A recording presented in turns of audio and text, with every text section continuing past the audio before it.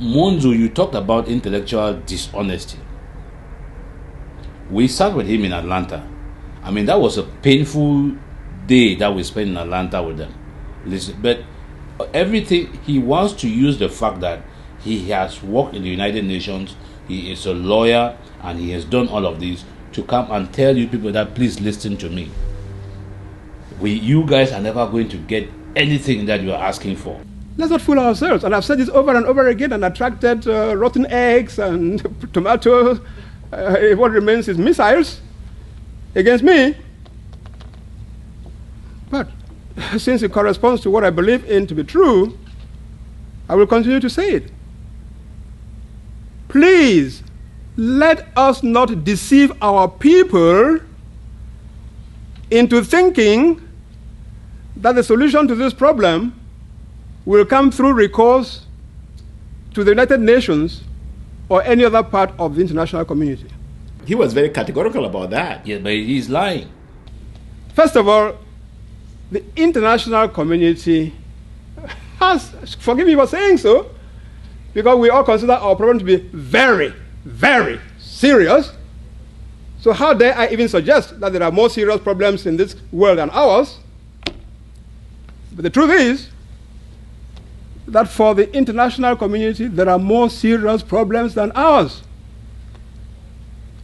And when it comes to picking and choosing and prioritizing where they will commit their money and their resources, do you think the international community is just you and I sitting in this room? No. It involves committing personnel, even just to go and investigate. You send people on mission. It involves convening meetings of the Security Council. It involves a whole host of things which cost money, require personnel.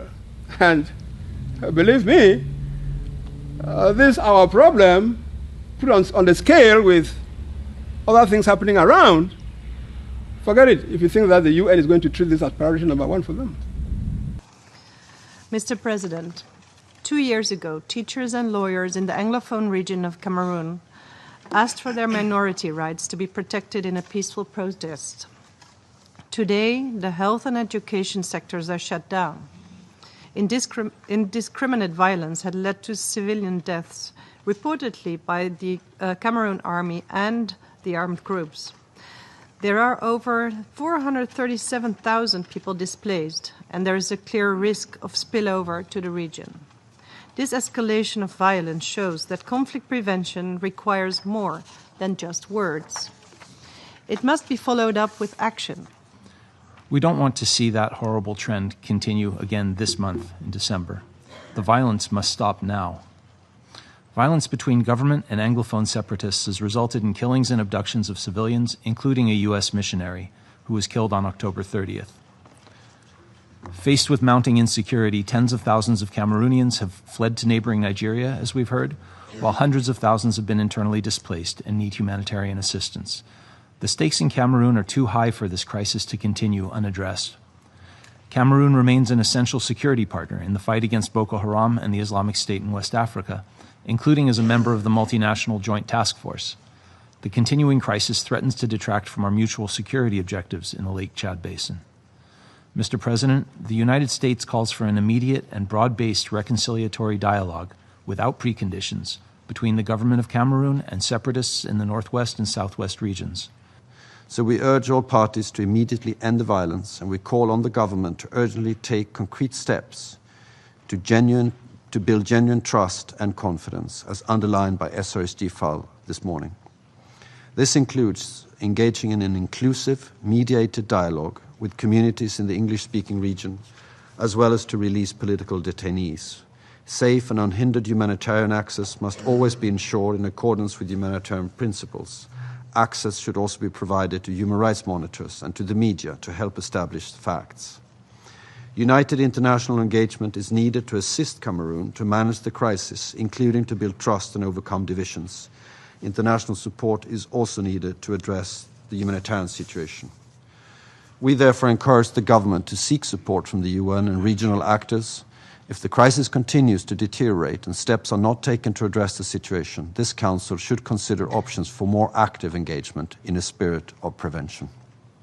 But I fear that unless action is taken and the situation improves, concern over the situation in Cameroon is likely to increase amongst Security Council members and become a more prominent part of our discussions.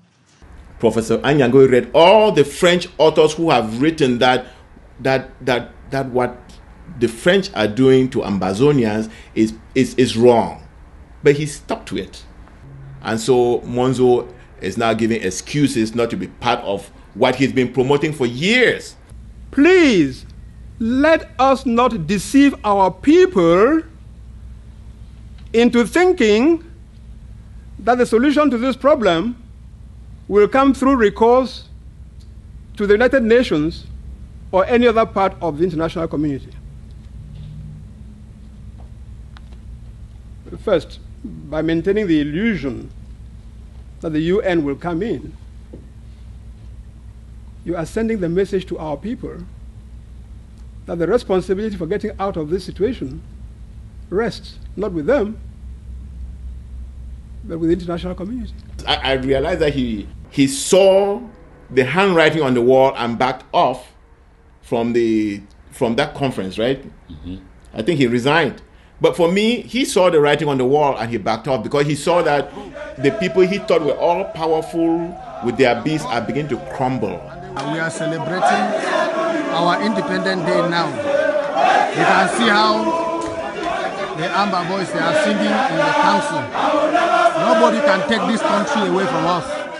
We have decided to go, and we have gone. And we have gone, and they will never meet us again.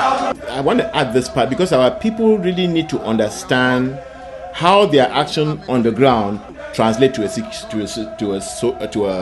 a UN Security Council meeting. These are people who come and say we are the world government, we are there to maintain peace in the world, and they have all these lofty ideas. And so when you in Ambazonia say, I'm not happy with what is going on, they can only ignore it for so long before they start losing their own value and get challenged. You know, the League of Nations used to be, and the League of Nations did not pay attention to a lot of struggles in the world, and so they collapsed. And then the UN took over. And so your actions on the ground is challenging what they are supposed to be doing. And so at some point, they are forced to take action. And immediately they are forced to come in, then reason will come in. You know what I'm saying? The reason is not there now. They're still playing the game. And I think it's because France still have some sway over them. And they're trying still to give chance to Paul Biya to see if he can preside over us. But obviously, we've already said it's not going to happen. Paul Biya is retreating now. He's retreating. He's in retreat. He doesn't have any gear that can make him go forward now. So that is how your action on the ground translates to a United Nations action or translate to the US speaking very clearly. So I just wanted to add so that our people understand how their action on the ground translate to our freedom. And we have gone. And we have gone.